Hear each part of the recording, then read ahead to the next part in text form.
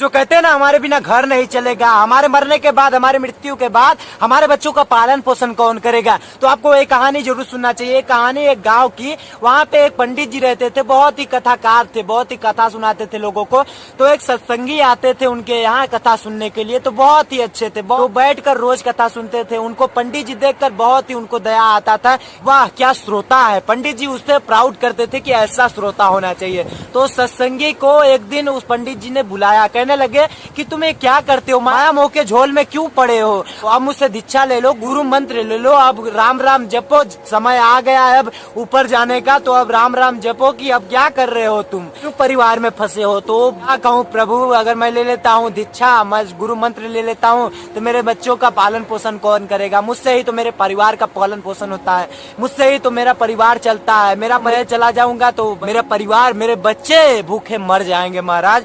तो कहने लगे पंडित जी, अरे को कैसा मानव है तू, अरे कैसा मानव है, संत महात्मा की वाणी सुनता है, सत्संग सुनता है, तब भी तुझे समझ में नहीं आता। तो वो बहुत जिद्दी थे। अरे नहीं महाराज, कैसी बात कर रहा है, मेरे बाद मेरे बच्चों का क्या होगा। जी कहने लगे कि आज मैं तुमको सांस रोकने का कला सिखाऊंगा, तो तुम्हें क्या करना है आगे मैं बताऊंगा, पहले ये सीख लो।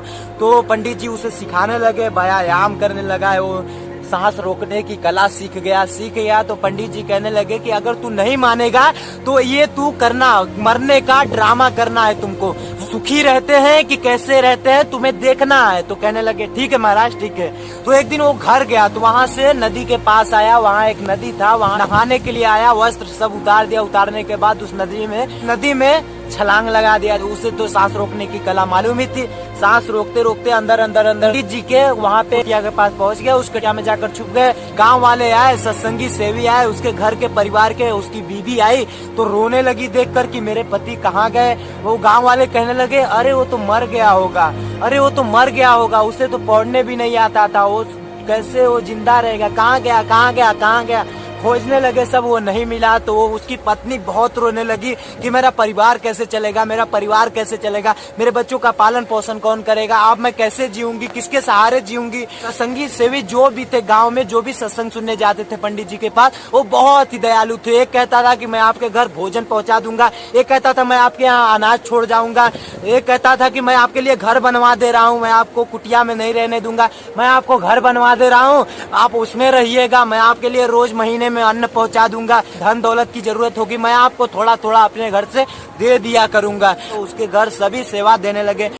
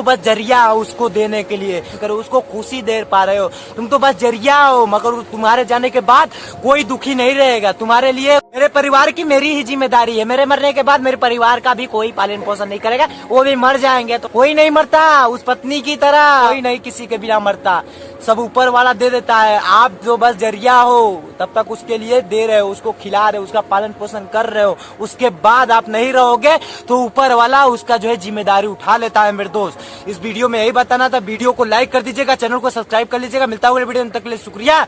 जय हिंद, जय भारत, खुश रहिए और दूसरों को भी खुश रखिए। बाय बाय मेरे दोस्त।